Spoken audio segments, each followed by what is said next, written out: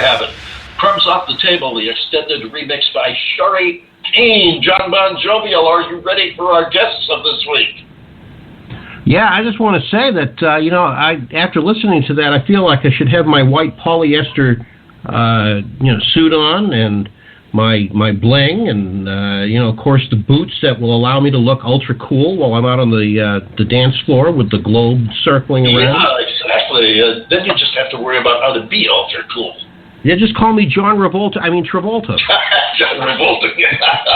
We're going to move right along because we got an exciting group on next, and we've got a great song by them that's almost 7 minutes long, and we want to get the whole song in so we can talk to Mark Pettey of the SteampunkStompers. This is Bollycon.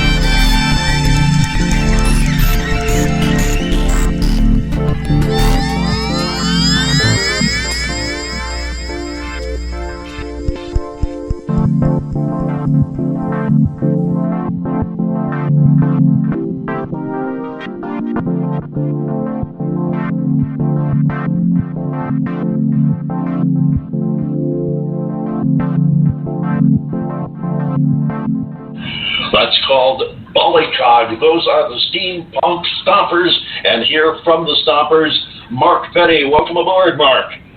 Hey, how are you guys doing, man? It's great to be here. Oh, we're having a ball in our little warp on the time-space continuum here. It's one of those days, friends, that we're having a ball. You guys are Time Lords like Doctor Who, man. Yeah, we're doing something. I'm not sure who or what, but Dr. What, I guess. But no, it's that song of yours that we just played just sort of fit the mood perfectly, because that was a bit of a departure from what we're used to from the Stompers. And we listen to steampunk stomper music. We are learning that you guys are very varied and diversified in the music you present to us. Tell us a little bit about Bollycog. Well, Bollycog was an idea that we had of embracing a new side of steampunk that people have just started talking about in the last year or so, which was steampunk that was happening in India. And we had people that were combining costumes of like belly dance and traditional Indian military costumes, Maharaja costumes, those type of things, and turning it into a steampunk look. So we decided that we would do a composition that kind of embraced different belly dance rhythms and the general groove that one would feel for a belly dance performance. And when we play this song live, we actually have a belly dancer that works in front of us with an amazing costume that's covered in thousands of electrical lights. It's really something to see. The coolest thing about this song was that this was the very first time that I had collaborated with your buddy Nick Rogers. Nick actually wrote the melody on this tune. We got together and I created the synthesizer and the groove bed that goes behind the melody, and then I had Nick come in and work with me with Pro Tools, and we cut and pasted and came up with some melodic ideas with him on guitar. And he was trying to mimic like the Ravi Shankar sitar type of line, using those type of scales. I just have one question, and I'm really excited about what you and our engineer, Nick, we call him lovingly Nick the Geek, but it's exciting the stuff that you're creating here and the imagination that goes into it. But I just have one question. When do we get the music video of that tune? Well, we're actually bringing in 3 cameras to this concert that we're doing, which is on July 12th in a beautiful state-of-the-art theater in downtown Naples, Florida. It's got incredible lighting, incredible sound, really, really talented people that are working on those crews, and they're going to be making a live recording right off of the board, and we're going to have 3 camera people, both in the wings and out in the audience, filming the show. So hopefully we'll have a great live video that we'll be able to put up of that song. I would love to see that, especially the belly dancer with the 1,000 lights. You know, take and combine. Let's see, if I've got you correctly, you're combining an Indian theme with belly dancers, which are kind of Mid-East considered, and somewhat electronica music. I think that's quite an amalgam of different thoughts in one tune. I can't wait to see the video of that. Really, seriously, looking forward to it. Jon Bon Jovial, you've got something you'd like to toss in here?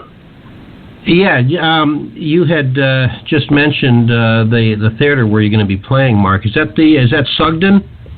At Sugden Theater on 5th Avenue in downtown Naples on July 12th. It's an 8 p.m. show. Yeah, I am very familiar with it. I am probably as the crow flies. I'm maybe about 10 miles from you right now. It's a wonderful venue. I've worked in there off and on, as well as our drummer and the guy who plays bass for us. We've all played in the pit bands in there for different shows that they've had. Our violinist Kirsten was with us for Young Frankenstein last year, and she was on the show this spring. Tim, our guitarist and cellist, who played cello on Bollycog, played cello for the show that they did this spring. There was one point when we had the entire Steampunk Stompers band in the pit as part of another pit orchestra. Awesome, and I perceive, John, that you are probably getting your press credentials ready for that show, because you'll be going to yeah, of course. I'm getting my press credentials ready, and I'll be I'll be not reporting to the Naples Daily News. And okay, Mark. Well, I'll tell you, you're going to get an eyeful, man. We always have everybody in costume in the audience. All the audience members usually dress up in steampunk costumes. Oh, we got to get Jon Bon Jovial in costume. There will be corsets and buckles galore. Oh, absolutely. We got to get Jon Bon Jovial in costume for that, and get a picture to put up on the web. That's well, we also have people on the show that are from Rocky Horror. They're doing a couple of numbers from the production that they did last fall, and it's really special for us because this time we're on stage with them. So it's going to be an amazing show. Okay, Mark, before we let you go here, tell us a little bit about this next track we're going to play, which you call Bluegrass. Bluegrass was a tune that was written by our guitarist cellist named Tim Torres. It was a riff that he had come up with when he was learning how to play banjo, which is something that he actually learned how to do for this band. He had never really played banjo before he got in this band. Wow. And he's a really incredibly talented guy for his young age. And he came up with this riff, and we kind of went down a Bela Fleck kind of road with the idea for the song, kind of a fusion bluegrass tune. And we said, well, what are we going to call this? And we said, well, what if we reversed the words and called it Bluegrass, since there's so many people that build things out of brass in steampunk. And it was a joke at first, but it just stuck. And we have literally done this on every live show we've done since we released the song, and it gets a huge response from the audience. I can see why, and I love the explanation. I love having you here on the show and introducing us to some music that we don't get to hear often enough. But I have a sneaky suspicion from what I'm seeing in the industry